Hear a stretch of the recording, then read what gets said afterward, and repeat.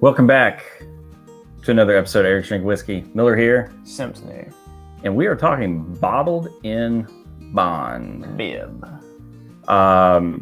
We've talked about this a couple times. Bottled in Bond Act of 1897 set forth a lot of laws regarding what whiskey had to be considered bourbon. It had to be 4 years old, had to be 51% corn, had to be distilled at two certain proofs and barreled at certain proofs and aged 4 years, and Same season, same distilling season, same distiller. and same distiller to keep folks from mixing and convoluting and all kinds of fun stuff. So bottled in bond has kind of gone by the wayside. There's a lot of purity to bourbon now that there wasn't back in the day, but there are still a lot of labels that put out bottled bond bourbon. We've talked about a couple of them. We have 6 of them lined up here today, and we're going to do what we are calling a bottled in bond shootout.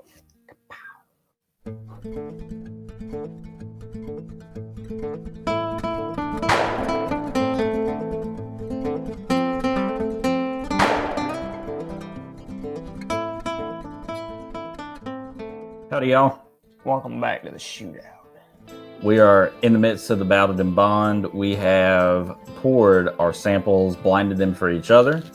So just to let you know, we got up, I don't know if the camera's picking it up all, from my right to left, New Riff, bottled in bond, E.H. Taylor, small batch, bottled in bond, and just a bit of history. It was Colonel E.H. Taylor who championed the bottled in bond act.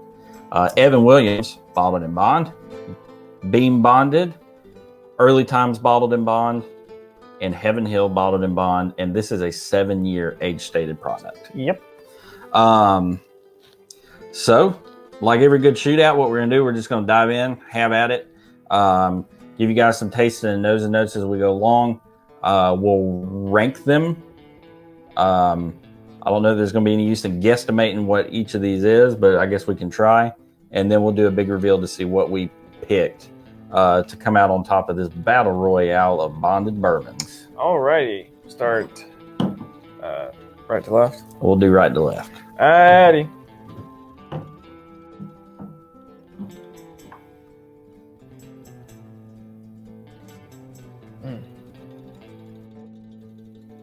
Musty, dusty corn. Brown sugar. A light citrus pear note. And I get bright summer fruit, Star fruit. a little bit of vanilla, a little bit of black pepper.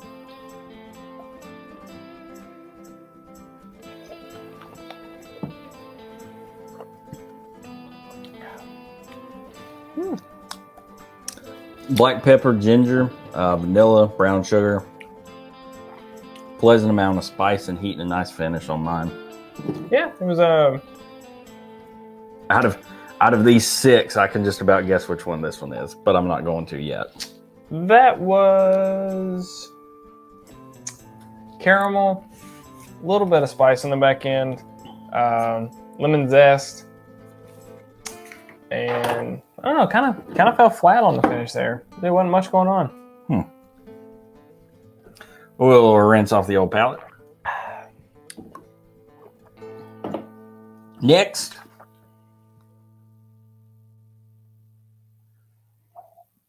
Wine cellar, old library. I think we both know which one that one is. This one's just classic bourbon. Brown sugar, vanilla, caramel, a little bit of citrus. Dusty, musty note with a little bit of molasses.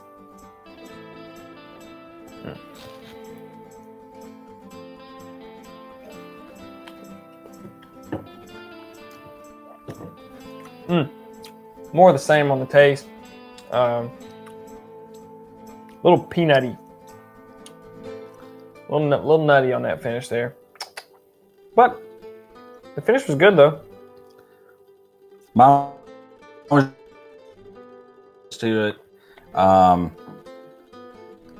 say unremarkable. It's good. It's good bourbon, but nothing like. Oh wow, this tastes like strawberries. Number 3. Let me just swish around. It is important, especially if you're doing a bunch of whiskeys at once, to cleanse your palate in between. You don't want one to infect the other.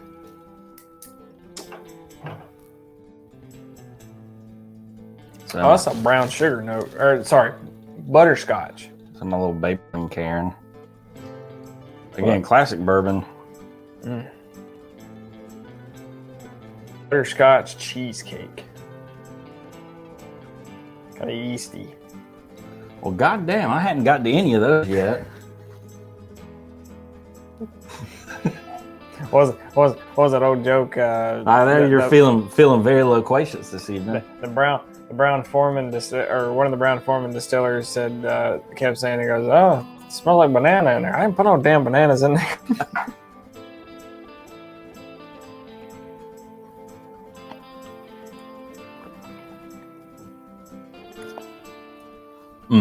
Thick brown sugar. Ooh. Nice sweet. Kind of a little bit of a weird grassy finish, which tells me exactly which one this one is.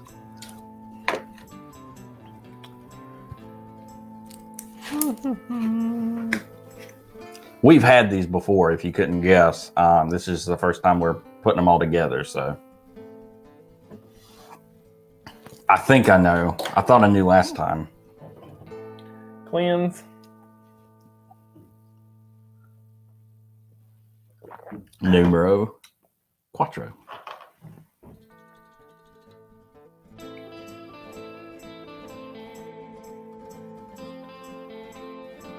Get a deeper brown sugary bourbon. Maybe some. This one has like that smoky sweetness, kind of like a blackstrap molasses.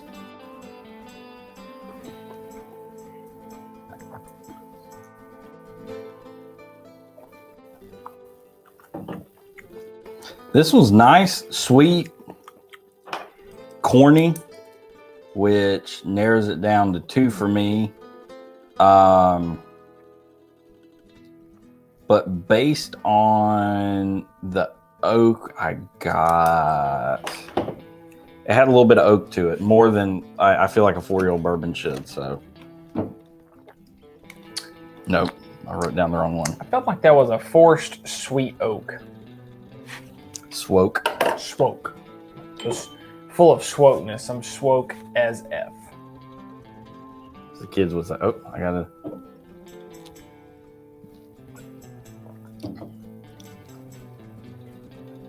Want to be cool, Eric. So normally if in a smaller batch, we'd have playing cards or stickers or poker chips. We got 12 glasses between the 2 of us. So doing what we can.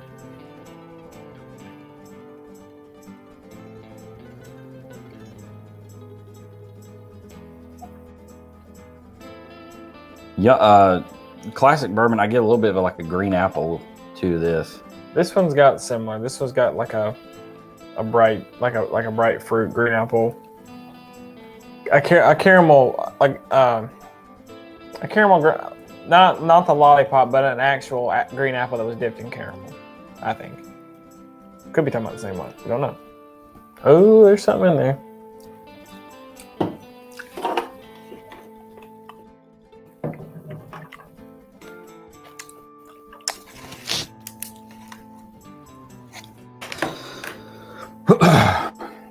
And last, but not least, bro. Seis. Fancy, what do you call this? Co-working glass? Copita. Coco Lopez glass. Quinta das Carvajalas. Portuguese port. Copita. Slancha. Slancha. Oh, this is an old one. I get that Dusty Barn. Oh, I know which one this is.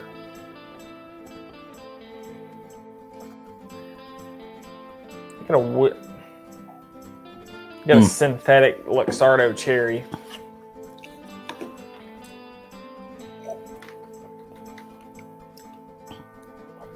Yep. I think I've got that one pegged.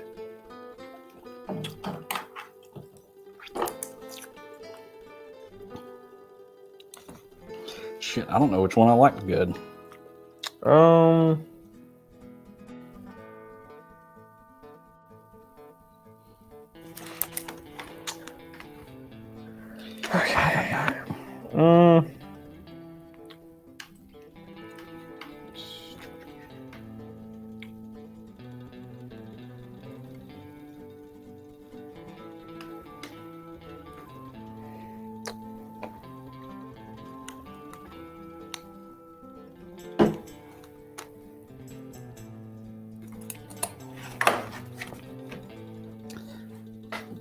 When we get into this, I feel like one of these contenders was a little unfair. Okay. All right. So, perhaps the most anticlimactic battle you've ever seen. There's some big things going on here, tasting wise. and now for something completely different. All right. You want to do mine first? Or you want to do yours first? I got my paper ready. All right. So, my first place was my Copita. Mm-hmm. Second place was my Barter House. Okay. Third place was my Bourbon Steward. Yep. Fourth place was my Wee Glencairn. Fifth place was my Willet. Sixth place was my Redbird. All right. So Can I guess?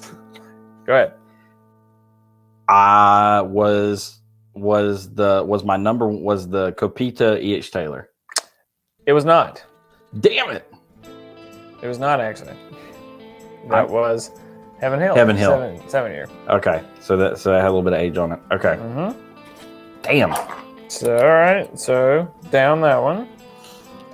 2 was the Barter House. Was that beam bonded? That was Ubib. Damn. Evan Williams, Bald and Bond, Ubib. I suck at this. 4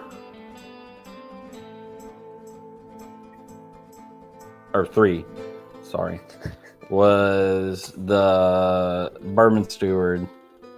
That was, or what do you think it was? I had guessed Evan Williams, but I'm gonna guess beam bonded now. E.H. Taylor. Damn. I suck at this That's game. all right. I might be over 6 too. Okay. My number 4 was the Wee Glencairn. Was that early times? Yeah, it was. Ah! I'm not a complete failure. Which means number 5, which was was New Riff. Yep. Okay. And number 6 then was Bonded. Beam Bonded. Yep. Wow. Pleasantly surprised. So your number 1 was E.H. Taylor? Heaven Hill. Oh, Heaven Hill. Sorry. Yeah, your number 1 is at Heaven Hill. Your last place was? Beam Bonded. There you go. Shocking. Okay. Now,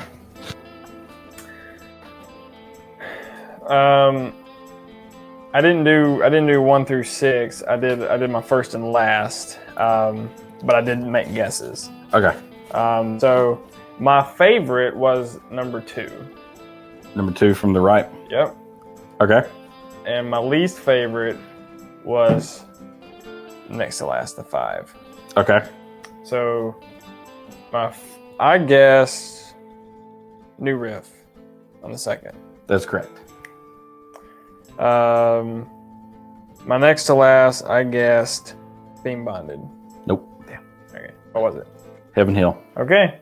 You did the same thing I did. All right. So, second, let's see. So that was, yes, so that was New Riff. My first one, I guessed Ubib. Yep. All right. My third one, I guessed Heaven Hill 7-year, but that's not it, obviously. You did. Yeah, I flipped them. You switched them. 4, I guessed Early Times. Yep. And then 6 was E.H. Taylor. That's correct, Alex. Not too shabby. Yeah, pretty good. Eric, I do believe you're a high rye guy. Probably. the way we're figuring it out here. So, findability. Let's talk that now. That were great. None of these worst. Everything you can find everywhere is probably going to be on the bottom shelf in a big ass handle. Beam bonded, you can generally find. Just look for the beam with the goldish tan label. About $20. $20, yeah. But both of these, actually, you can get a handle of Evan Williams for like $26. Early Times, just recently, was manufactured by Brown Forman. Brown sold it to Satarac, who makes Buffalo Trace. Because they're getting rid of stocks, you're seeing a lot more Early Times on the shelves, so you may be able to find it in its current form. And that's about $30 for a liter. Right. Which isn't a bad value. New Riff is a craft. We've reviewed it here on the show before. You can usually find it at most of the big box stores, and it's a pretty good one. So your two hardest ones to find probably are going to be Heaven Hill Bonded and E.H. Taylor Bonded.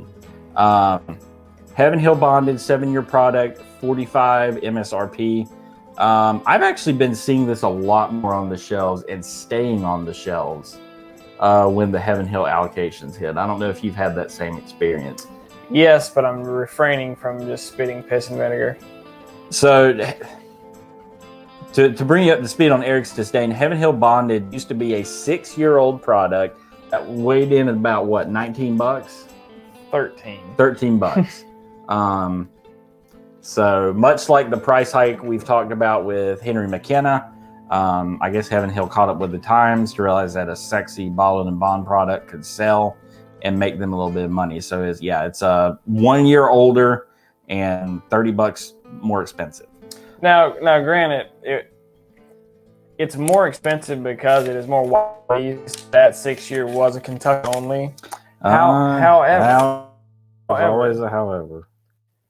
The transparency on why it was being gotten rid of was very ambiguous. In summation, you've watched Larceny, you watched Heaven Hill's done. They've done it 3 times to me. Heaven Hill's done some things that have really rubbed Eric the wrong way. Now, if it means anything, if you have found that you follow my flavor palette, I picked Heaven Hill out of this lineup. Picked Heaven Hill yet? In the other one we did. The McKenna, yeah. So it's good stuff. Which brings us to our last one. E.H. Taylor is made by Buffalo Trace. Buffalo Trace, as you guys may know, has some of the most hyped products on the market. Eagle Rare, Blanton's, Rock Hill Farms, Hancock's Reserve, Elmer T. Lee, and of course, the most notorious Pappy Van Winkle line. Now, when you can find E.H. Taylor, its retail is about $35. I'd pay that much for it all day long. So you can find this every once in a while. It actually comes in a cool looking orange or a gold tube, like a Scotch bottle would. $35 MSRP, and I feel like that's fairly priced. If you see it any higher than that, I wouldn't go any higher than 40, honestly. It's a good product. I've enjoyed it. Turn the volume down, buddy. Some more, please. Thank you. So So be on the lookout for it. It's a good bourbon. It's got some really nice flavor characteristics to it. So that's that. That was a good shootout. I enjoyed that. That was a good shootout. It was a surprising shootout. I was impressed with my. Again, you picked New Riff. Yep. I picked Heaven Hill. And then your second was I didn't pick a second favorite. Oh, your least favorite was. My least favorite was Heaven Hill. Heaven Hill. Yeah. So, go figure. Thank you for joining us. This has been fun. This has been one we've been looking forward to for a while. Like, share, subscribe, follow, look, listen, feel. Whatever you can do to support us, please do it. We appreciate all y'all out there sticking with us. But until next time, cheers. Cheers.